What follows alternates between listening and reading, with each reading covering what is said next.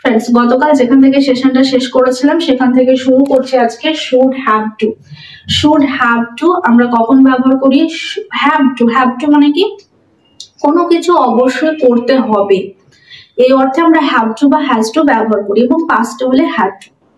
এবং should have two অর্থাৎ কোনো কিছু অবশ্যই করা উচিত এই অর্থে। এবং শুড হ্যাভ টু যেহেতু আছে ইনফিনিটিভ, সেই কারণে এর সাথে ভার্বের অলওয়েজ ফার্স্ট ফর্ম বসবে।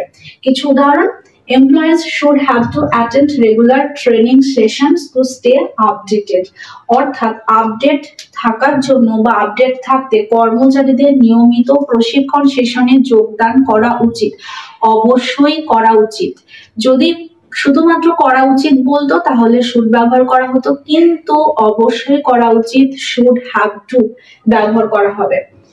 They should have to pay for the damage they caused, তারা যে ক্ষতি করেছে তার জন্য তাদের ক্ষতিপূরণ দেওয়া অবশ্যই উচিত, টাকা দেওয়া উচিত, এখানে কিন্তু অবশ্যই হবে। Before starting the project they should have to submit a proposal, প্রকল্প শুরু করার আগে তাদের একটা প্রস্তাব জমা দেওয়া উচিত, অবশ্যই একটা প্রস্তাব জমা দেওয়া উচিত। এটা কিন্তু প্রেজেন্ট এবং ফিউচার টেন্সে ব্যবহার করা হবে। এবং যদি পাস্টে ব্যবহার করা হয় সেক্ষেত্রে শুড হ্যাভ হ্যাড টু হয়ে যাবে। শুড হ্যাভ হ্যাড টু অর্থাৎ শুড হ্যাভ টুর পাস্ট হলে শুড হ্যাভ হ্যাড টু, অবশ্যই উচিত ছিল এই অর্থে। They should have had to pay a fine for being late, দেরি করার জন্য তাদের জরিমানা দেওয়া উচিত ছিল, অবশ্যই জরিমানা দেওয়া উচিত ছিল, অবশ্যই। You should have had to submit the report by yesterday, গতকালের মধ্যে তোমার রিপোর্টটি জমা দেওয়া উচিত ছিল, অবশ্যই জমা দেওয়া উচিত ছিল, অবশ্যই। এই শব্দটা আমাদের মাথায় রাখতে হবে, এটা আমার হয়ে গেছে, তোমার হবে। He should have had to take the test again, তাকে আবার পরীক্ষা দেওয়া উচিত ছিল, অবশ্যই তাকে পরীক্ষা দেওয়া উচিত ছিল, পাস্টে। শুড হ্যাভ হ্যাড টু হলে প্রেজেন্ট এবং ফিউচার, এবং শুড হ্যাভ হ্যাড টু হলে পাস্ট হয়ে যাবে। পরে গেছে should have to have. Should have আমরা কি জানি যে কোনো কিছু কারো কাছে হওয়া উচিত বা থাকা উচিত এই অর্থে, প্রেজেন্ট এবং ফিউচার টেন্স। এবং যদি বলি অবশ্যই থাকা উচিত, যদি সেটা কম্পালশন হয়ে যায় তাহলে সেক্ষেত্রে শুড হ্যাভ না বসে শুড হ্যাভ টু হ্যাভ বসবে, অর্থাৎ অবশ্যই থাকা উচিত, প্রেজেন্ট এবং ফিউচার, এটা মাথায় রাখতে হবে। I think you should have to have a prescription to buy medicine, আমার মনে হয় ওষুধ কেনার জন্য আপনার কাছে একটা প্রেসক্রিপশন অবশ্যই থাকা উচিত, অবশ্যই থাকা উচিত। You should have to have a background check before working with children, শিশুদের সাথে কাজ করার আগে আপনার অবশ্যই ব্যাকগ্রাউন্ড চেক করা উচিত, প্রেজেন্ট এবং ফিউচার টেন্সে বোঝাচ্ছে, এবং অবশ্যই করা উচিত এই অর্থে ব্যবহার করা হচ্ছে, অর্থাৎ এখানে থাকা উচিত। Guest should have to have an invitation to attend the event, অর্থাৎ অনুষ্ঠানে উপস্থিত হতে অতিথিদের কাছে একটা অবশ্যই ইনভিটেশন কার্ড থাকা উচিত, অবশ্যই থাকা উচিত।